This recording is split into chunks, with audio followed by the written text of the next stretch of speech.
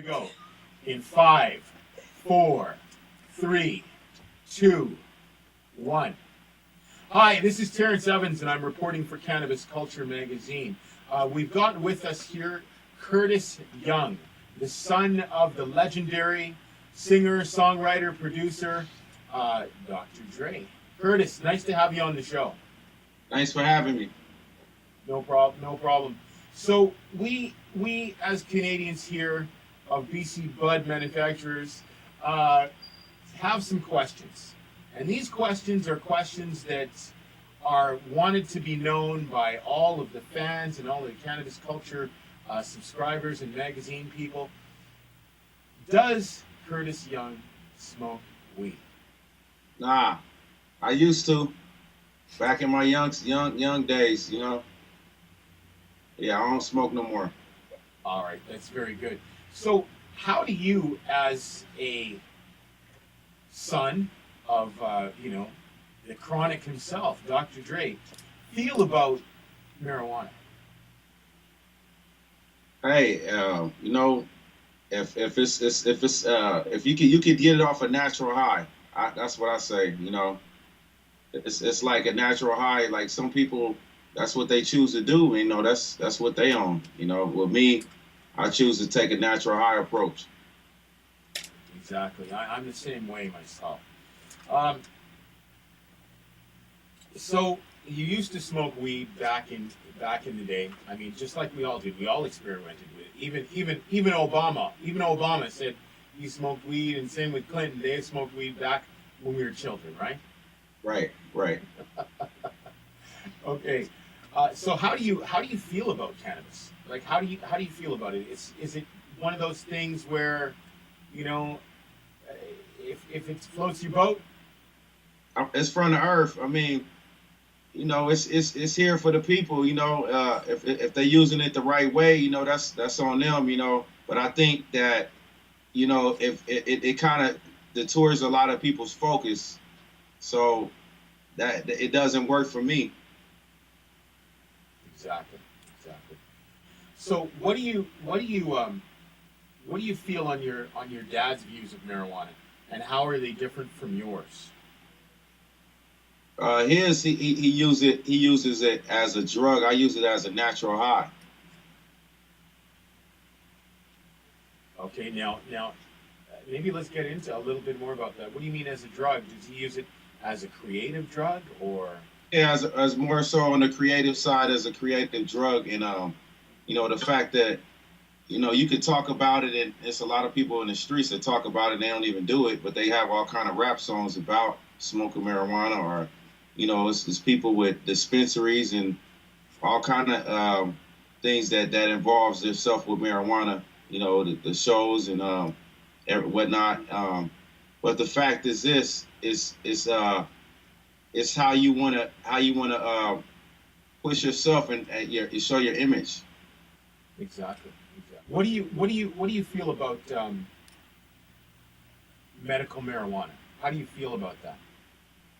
I think it's misused in a lot of ways, because a lot of people that are, they just getting these cards, and they just, they utilizing the dispensaries, and they just getting their licenses, and just getting a product, man, and doing their thing with it. Okay. All right. It's the fact that people, it's certain people that really need that.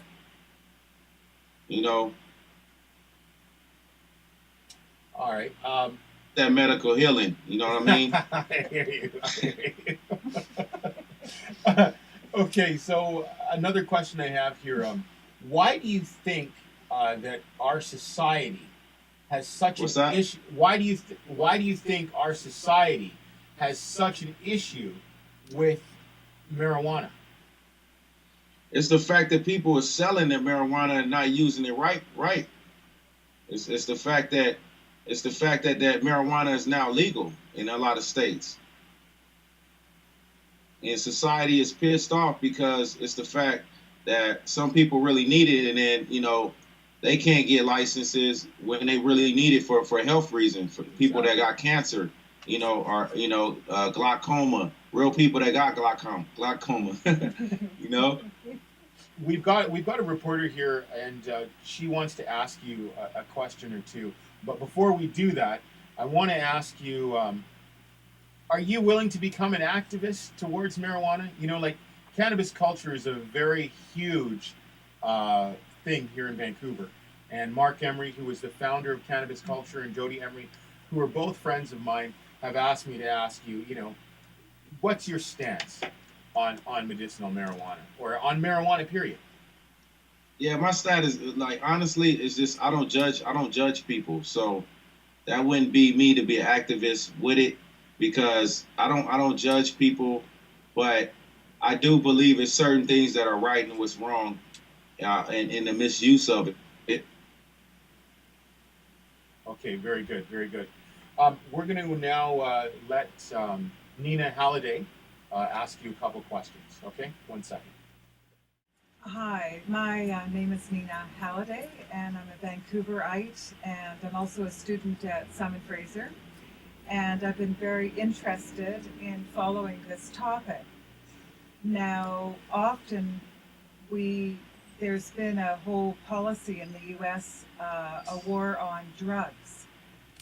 But in your opinion, does it seem to be an effective way of dealing with this? Yeah, I mean, honestly, it is a war on drugs. I mean, it's just the fact that it's the misusing of the drugs. That's what it is. That's what when it becomes the war on it. You know, it's like I said, a lot of people are not using it for their own health reasons. They're using it to come up.